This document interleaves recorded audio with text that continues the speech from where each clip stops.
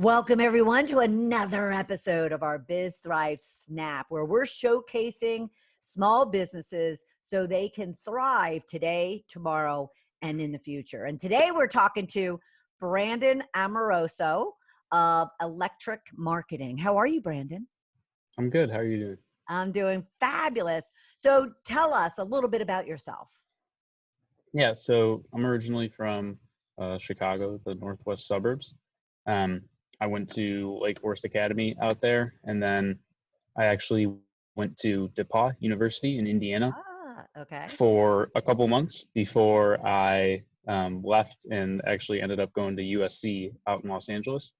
And so I was at USC for about 3 years, and then I graduated, and that's when I started electrIQ marketing full time. I was working on it a little bit during school, more so as like a freelancer off of my previous work experience at a direct-to-consumer wine company based out of Westwood. So after I graduated was when I was able to take it full time, hire a team, and we've continued to grow since then. Wow, that's exciting. Now, I know there's a unique way you spell electrIQ, just so everyone is aware of it. Could you provide that for everybody? Yeah, so it's electric with an IQ at the end instead of the IC. Awesome. You gotta have those twists, people. You gotta have those twists. So tell us a little bit about what electrIQ marketing does, what products and services you provide, and then we'll go into a couple of other things. Yeah, so we're a fully managed marketing solution for small to mid-sized businesses. We really oversee not only the first aspect of getting new potential customers to the website, but ultimately how you're capturing them, nurturing them, and converting them, and then also handling the post-purchase sort of customer satisfaction and repeat behavior as well. So we are a HubSpot Platinum partner, and most of the work we do is with clients who utilize one of the three main HubSpot software hubs, which are marketing, sales, and service. And it's all around a centralized CRM, which is where we handle our email marketing communication and where we aggregate all of our customer data. Now, would you be implementing the CRM marketing platform for them, based on your preferences, or do you actually plug in or support what they might already have in place? Yeah, so there's three types of customers that we service within the HubSpot ecosystem. There's those who are out there looking for marketing automation softwares that haven't used any in the past. And so they come to us, and then we recommend HubSpot to them typically. That's really the first type of customer. The second is somebody who's already on HubSpot, but isn't really getting the most out of it. They're not really sure how to use it. They don't have a dedicated team who can use it. So that's where we slot in as well. And then the third is just more of a bandwidth issue. So you have a team that is executing on HubSpot, but you just need additional hands to help execute on the strategy. Right.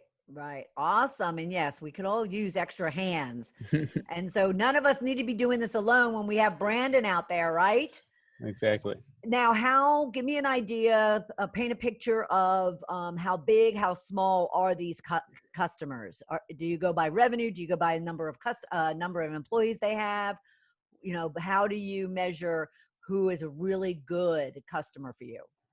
Yeah, a little bit of both. So typically at least 3 people would be the minimum threshold for size. And that would be very early startup stages where we would come in and help them out. Though we typically work anywhere in the 10 to 50 and 60 employee count range.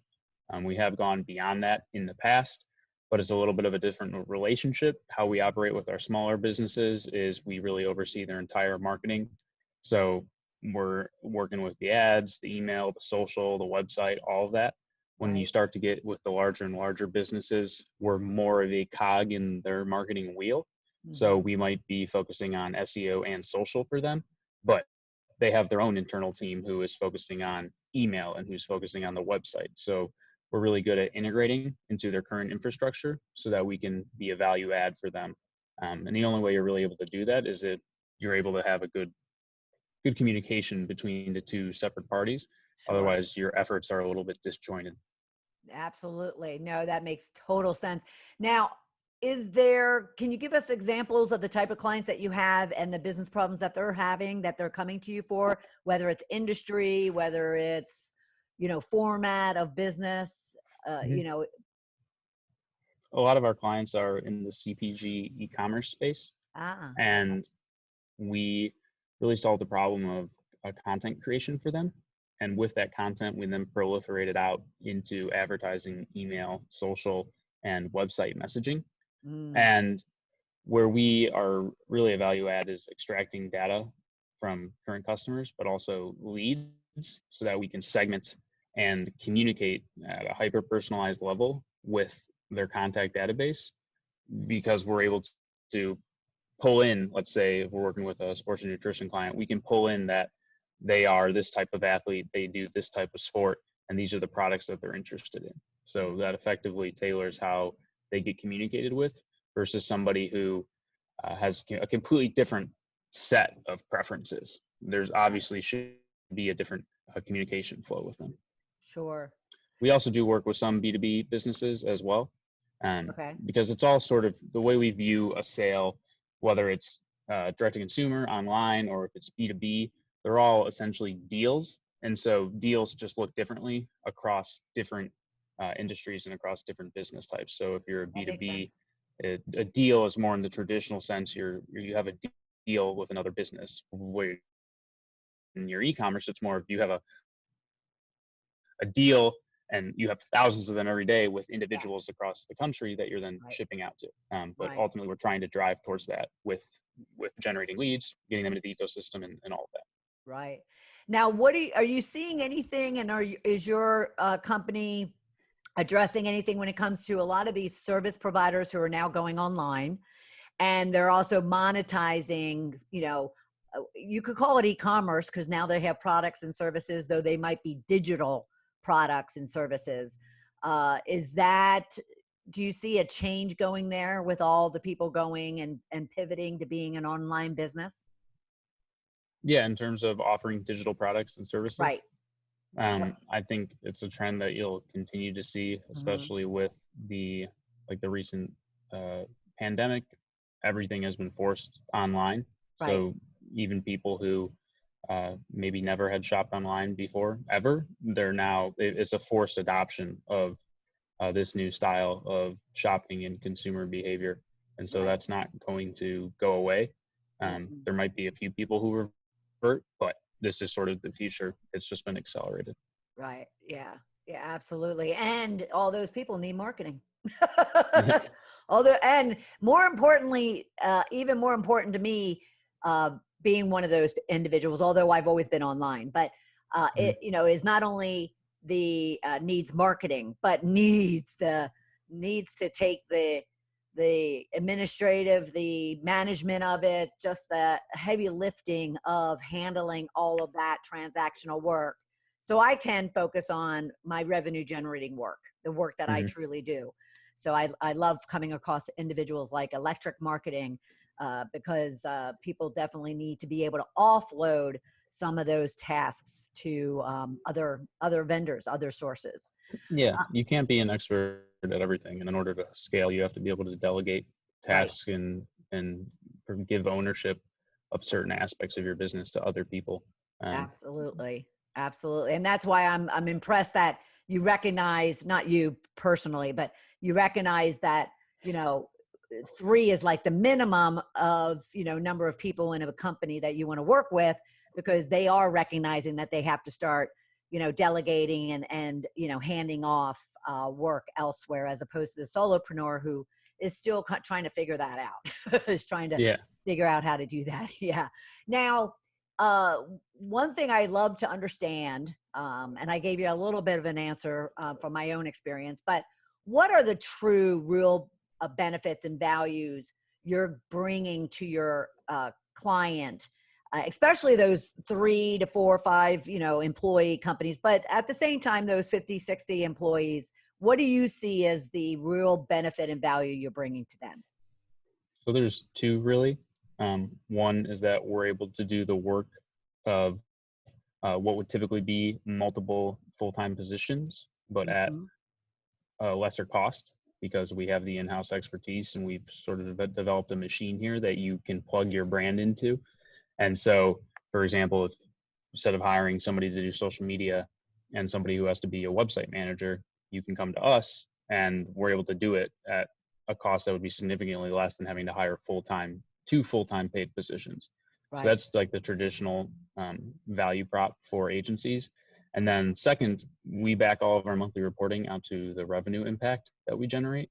So we obviously use leading metrics like leads generated and engagements and impressions and all these other marketing sort of metrics that people like to look at and, Yes. and tout around, but that ultimately doesn't really matter, especially to the small and mid-sized businesses.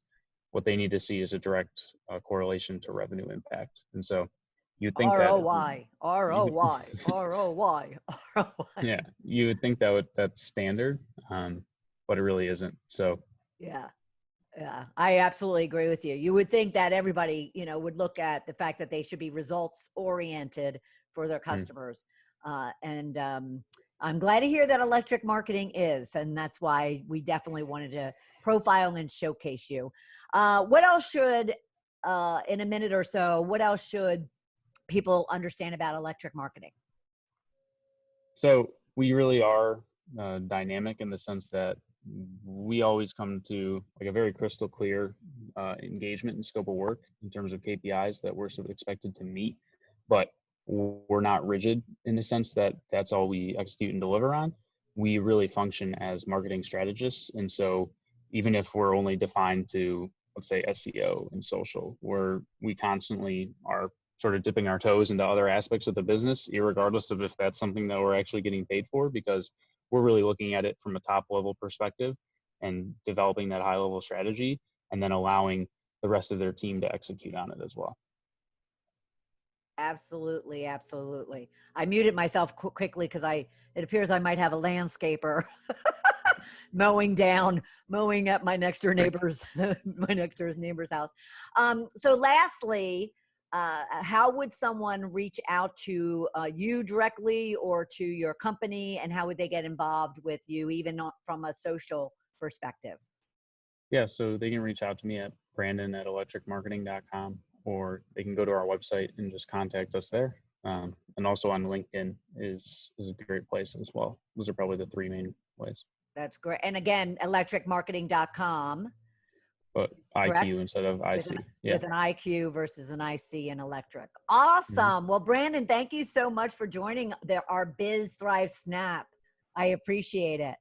Yeah, of course. Thanks for having me. You're welcome. And for all of you, should you have a small business that you want to showcase, and so you can get exposure, so you're thriving today, tomorrow, and in the future, then please DM me or reach out to me directly at Bernadette Boas at ballofireinc.com. And we will look forward to having you for our next Biz Thrive Snap. Take care, everybody. Thanks, Brandon. Thanks. Bye. Bye.